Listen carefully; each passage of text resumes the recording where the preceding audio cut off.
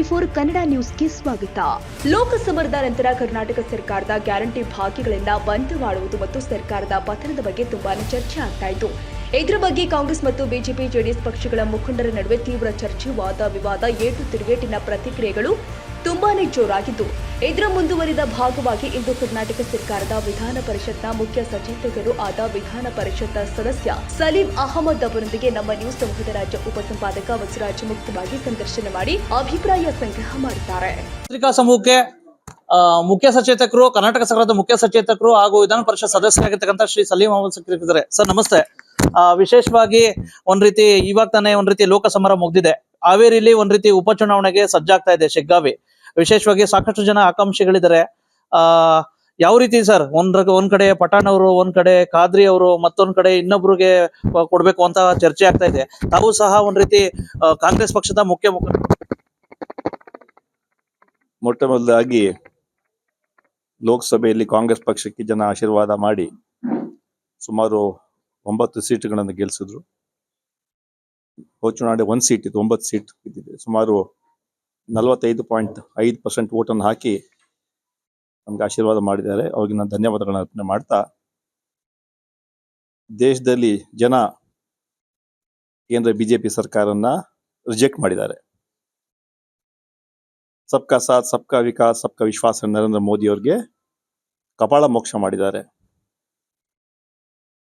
ಅಬ್ ಕಿ ಬಾರ್ 400 ಪಾರ್ ಅಂತ ಹೇಳಿ ಅವರ ಇನ್ನೂ 40 ಸೀಟ್ ಕೂಡ ಗೆಲ್ಲಕ್ಕೆ ಶಕ್ತಿ ಬರಲಿಲ್ಲ. ಅದರ ಮೂಲಕ ದೇಶದಲ್ಲಿ ಒಂದು ಸಂದೇಶವಾಗಿದೆ, ಸಂವಿಧಾನಕ್ಕೆ ರಕ್ಷಣೆ ಆಗಿದೆ. ಆ ಹಿನ್ನೆಲೆಯಲ್ಲಿ ಜನ ಇವತ್ತು ಬಿಜೆಪಿಯಿಂದ ಭ್ರಮನಿಷ್ಠರಾಗಿದ್ರು. ಅದಕ್ಕೆ ಅವ್ರಿಗೆ ಸಂಪೂರ್ಣ ಬೆಂಬಲ ಕೊಡಲಿಲ್ಲ. ಅದೇ ಒಂದು ಸಂದೇಶ. ಅದೇ ರೀತಿ ಇವತ್ತು ಬರುವಂತಹ 3 ಉಪಚುನಾವಣೆಗಳಿದೆ. ಶಿಗ್ಗಾಂವ್ ಸೊಂಡೂರು ಇರ್ಬೋದು, ಸಂಡೂರು ಇರ್ಬೋದು, ಚನ್ನಪಟ್ಟಣ ಇರ್ಬೋದು. ಈ 3 ಚುನಾವಣೆಗಳಲ್ಲಿ ಕಾಂಗ್ರೆಸ್ ಪಕ್ಷ ಅಭ್ಯರ್ಥಿಗಳ ತೀರ್ಮಾನ ಆಗತ್ತೆ. ಪಕ್ಷದ ವರಿಷ್ಠರು ತೀರ್ಮಾನ ಮಾಡ್ತಾರೆ. ಈ 3 ಕ್ಷೇತ್ರಗಳಲ್ಲಿ ನಾವು ಗೆಲ್ತೀವಿ ಅಂತ ವಿಶ್ವಾಸವನ್ನು ವ್ಯಕ್ತಪಡಿಸ್ತಾ ಇದ್ದೀನಿ. ಅದೇ ರೀತಿ ಏನು ₹3 ಜಾಸ್ತಿ ಮಾಡಿದ್ದು ಅಂತ ಏನು ಹೋರಾಟ ಮಾಡ್ತಾರೆ ಬಿಜೆಪಿಯವರು, ಅವ್ರಿಗೆ ನಾಚಿಕೆ ಆಗಬೇಕು.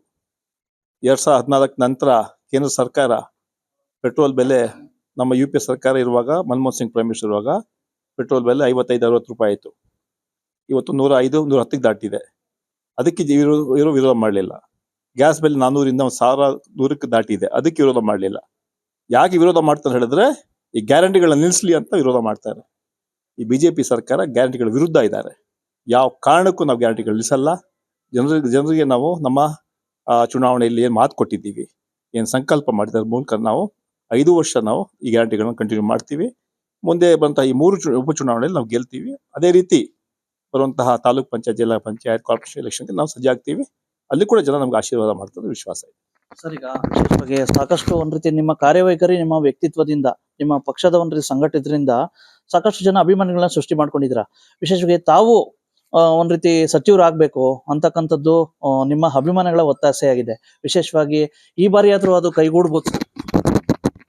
ಕಾಂಗ್ರೆಸ್ ಪಕ್ಷದಲ್ಲಿ ಸುಮಾರು 43 ವರ್ಷ ಕೆಲಸ ಮಾಡಿದ್ದೀನಿ. ಬ್ಲಾಕ್ ಲೆವೆಲ್ ರಾಷ್ಟ್ರ ಮಟ್ಟದಲ್ಲಿ ಕೆಲಸ ಮಾಡಿದ್ದೀನಿ. ಈ ದೇಶದ 2 ಪ್ರಧಾನಮಂತ್ರಿಗಳು, ರಾಜೀವ್ ಗಾಂಧಿ ಇರ್ಬೋದು, ನರಸಿಂಹರಾವ್ ಇರ್ಬೋದು, ಅವ್ರ ಜೊತೆ ಕೆಲಸ ಮಾಡೋಂಥ ಅವಕಾಶ ನಂಗೆ ಸಿಕ್ಕಿದೆ. ಅಂತಿಮವಾಗಿ ಪಕ್ಷ ತೀರ್ಮಾನಕ್ಕೆ ನಾವೆಲ್ಲ ಒಪ್ಪಬೇಕಾಗ್ತದೆ. ಅದರಿಂದ ಈ ಅಭಿಮಾನಿಗಳು ನಿಜವಾಗ್ಲೂ ಅವ್ರಿಗೆ ನಾನು ಧನ್ಯವಾದ ಅರ್ಪಣೆ ಮಾಡ್ತೇನೆ. ಸಮಯ ಸಂದರ್ಭ ಬರುವಾಗ ಅಧಿಕಾರಗಳು ಸಿಗುತ್ತೆ. ಅದ್ರ ಹಿಂದೆ ಹೋಗುವಂತ ಕೆಲಸ ನಾವು ಮಾಡೋದು. ಹಾವೇರಿ ಜಿಲ್ಲೆ ಅಂತಕ್ಕಂಥದ್ದು ತಮ್ಮ ಒಂದ್ ರೀತಿ ಪ್ರಮುಖ ಕೇಂದ್ರ. ವಿಶೇಷವಾಗಿ ಶಿಗ್ಗಾವಲ್ಲಿ ಸಹ ಉಪಚುನಾವಣೆ ಇದಾಗ್ತಾ ಇದೆ. ಒಂದ್ ರೀತಿ ಖಾದ್ರಿ ಅವ್ರಿಗೆ ಟಿಕೆಟ್ ಕೊಡ್ಬೇಕು ಅಂತ ಹೇಳ್ಬಿಟ್ಟು ಒಂದ್ ಕಡೆ ಇದ್ ನಡೀತಾ ಇದೆ, ಒಂದ್ ಕಡೆ ಪಠಾಣ್ ಅವ್ರಿಗೆ ಕೊಡ್ಬೇಕು ಒಂದ್ ಕಡೆ ನಡೀತಾ ಇದೆ. ವಿಶೇಷವಾಗಿ ಸಾಕಷ್ಟು ಕೋಲ್ಡ್ ವಾರ್ಗಳು ಸಹ ಸ್ಟಾರ್ಟ್ ಆಗಿದ್ದಾವೆ. ತಾವೇನಾದ್ರು ಮಧ್ಯಪ್ರವೇಶ ಮಾಡ್ತೀರಾ? ಸೂಕ್ತ ಅಭ್ಯರ್ಥಿ ಕೊಡಿಸ್ತೀರಾ? ಜನ ಇವತ್ತು ಕಾಂಗ್ರೆಸ್ ಪಕ್ಷದ ಪರವಾಗಿದ್ದಾರೆ. ಈ 3 ಕ್ಷೇತ್ರಗಳಲ್ಲಿ ಕಾಂಗ್ರೆಸ್ ನಾವು ಗೆಲ್ತೀವಿ. ಜನ ನಮ್ಮ ಗ್ಯಾರಂಟಿಗಳನ್ನ ಈಗಾಗಲೇ ಒಪ್ಪಿದ್ದಾರೆ, ಮುಂದೆ ಕೂಡ ಒಪ್ತಾರೆ.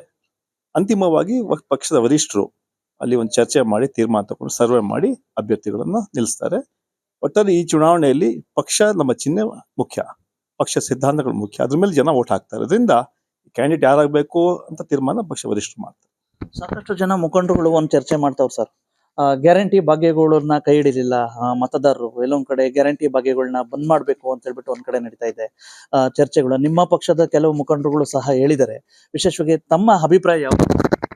ಯಾವ ಕಾರಣಕ್ಕೂ ಕೂಡ ಗ್ಯಾರಂಟಿಗಳನ್ನ ನಾವು ನಿಲ್ಲಿಸೋದಿಲ್ಲ. ನಮ್ಮ ಪಕ್ಷದವರಲ್ಲ, ಬಿಜೆಪಿಯವರು ಬೇಕಂತಾನೆ ಗ್ಯಾರಂಟಿಗಳು ನಿಲ್ಲಿಸಲಿ, ಜನರಿಗೆ ತೊಂದರೆ ಆಗಲಿ ಅಂತ ಇದು ಮಾತುಗಳನ್ನ ಹೇಳ್ತಾ ಇದ್ದಾರೆ.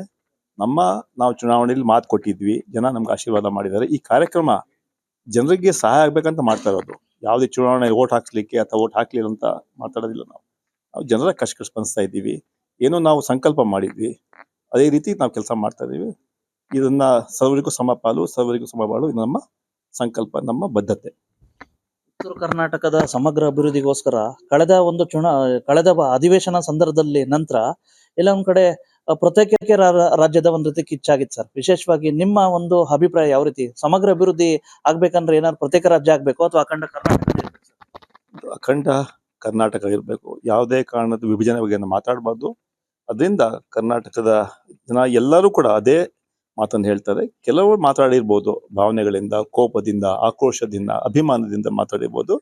ಒಟ್ಟಾರೆ ಎಲ್ಲ ಸಮಗ್ರವಾಗಿ ಕರ್ನಾಟಕ ಅಭಿವೃದ್ಧಿ ಆಗಬೇಕು, ಎಲ್ಲ ಭಾಗಗಳ ಅಭಿವೃದ್ಧಿ ಆಗಬೇಕು. ನಮ್ಮ ಪಕ್ಷದ ಅದೇ ಬದ್ಧತೆ, ಎಲ್ಲ ರಾಜ್ಯದ ಯಾವುದೇ ರೀತಿಯಲ್ಲಿ ಎಲ್ಲ ಭಾಗಗಳ ಅಭಿವೃದ್ಧಿ ಆಗಬೇಕು. ಅದಕ್ಕೆ ನಮ್ಮ ರಾಜಕೀಯ ಇಚ್ಛಾಶಕ್ತಿ ಎಲ್ಲ ಪಕ್ಷದವ್ರಿಗೆ ಇರಬೇಕು. ಅದ್ರ ಮೂಲಕ ನಾವು ಮಾಡ್ತೀವಿ.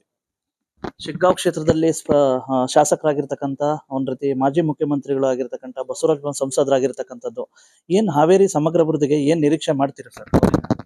ನೋಡೋಣ, ಅವರೆಲ್ಲ ಮೊನ್ನೆ ಎಲ್ಲ ಭಾಷಣ ಮಾಡಿದ್ದಾರೆ. ನಾವು ಮುಖ್ಯಮಂತ್ರಿ ಇರುವಾಗ ಅಭಿವೃದ್ಧಿ ಆಗತ್ತೆ ತಿಳ್ಕೊಂಡಿದ್ವಿ. ಅದಕ್ಕೆ ಸಂಸದರಾಗಿ ಬಂದಿದ್ದಾರೆ. ಕೇಂದ್ರ ಸರ್ಕಾರ ಅವ್ರದ್ದೇ ಇದೆ, ಮಾಡ್ಲಿ.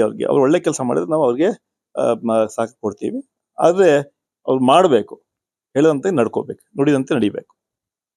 ಬಿಜೆಪಿ ಜೊತೆ ಹೋಗಿರ್ತಕ್ಕಂಥ JDS ಇಂದನೂ ಸಹ ಒಂದ್ ರೀತಿ ಉಕ್ಕು ಮತ್ತು ಕೈಗಾರಿಕೆ ಸಚಿವರಾಗಿದ್ದಾರೆ HD ಕುಮಾರಸ್ವಾಮಿ ಅವರು.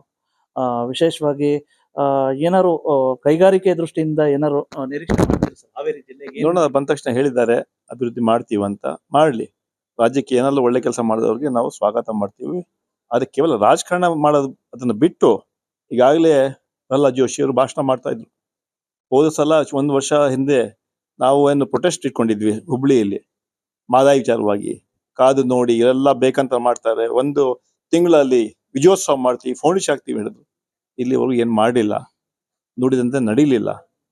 ಈಗ ಮತ್ತೆ ಕೇಂದ್ರ ಮಂತ್ರಿ ಆಗಿದ್ದಾರೆ. ಇವಾಗಾದ್ರೂ ನಮ್ಗೆ ಮಾದಾಯಿ ಹೋಗಿ ಕ್ಲಿಯರೆನ್ಸ್ ಕೊಡಿಸ್ಲಿ. ಅವರು ರಾಜ್ಯಕ್ಕೆ ಏನೆಲ್ಲ ಕೆಲಸ ಆಗಬೇಕು ಅದನ್ನ ಮಾಡ್ಲಿ.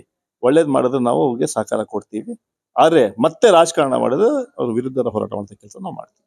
ಚಿತ್ರದುರ್ಗ ಲೋಕಸಭಾ ಕ್ಷೇತ್ರದ ಸಂಸದರಾಗಿರ್ತಂತ ಗೋವಿಂದ ಕಾರಜೋಳ ನಿನ್ನೆ ತಾನೇ ಹೇಳಿದ್ದಾರೆ 40 ಜನ ಶಾಸಕರು ಈಗ ಆಲ್ರೆಡಿ ರಾಜೀನಾಮೆ ಕೊಡೋದಕ್ಕೆ ಸಿದ್ಧರಾಗಿದ್ದಾರೆ ಅಂತ ಹೇಳ್ಬಿಟ್ಟು. ಏನೋ ಕಷ್ಟಪಟ್ಟು ಗೆದ್ದಿದ್ದಾರೆ ಅವರು. ಫಸ್ಟ್ ಆ ಕ್ಷೇತ್ರ ಅಭಿವೃದ್ಧಿ ಮಾಡ್ಲಿ. 40 ಜನ ಅದೆಲ್ಲ ಹಗಲ್ಗನ್ಸೋದು. 136 ಕ್ಷೇತ್ರಗಳು, 36 ಶಾಸಕರು. ನಮ್ಮ ಸರ್ಕಾರ ಮಾನ್ಯ ಸಿದ್ದರಾಮಯ್ಯ ಶಿವಕುಮಾರ್ ನಾಯಕತ್ವದಲ್ಲಿ ಸರ್ಕಾರ ಒಳ್ಳೆ ರೀತಿ ನಡೀತಾ ಇದೆ. ಅದರಿಂದ ಇದೆಲ್ಲ ಡೇ ಡ್ರೀಮಿಂಗ್, ಹಗಲ್ಗನ್ಸು ಕಾಣ್ತಾ ಇದ್ದಾರೆ. ಕೊಟ್ಟಿದ್ದ ಜವಾಬ್ದಾರಿ ಜನ ಇವತ್ತು MP ಆಗಿ ಎಲೆಕ್ಟ್ ಮಾಡಿದ್ದಾರೆ.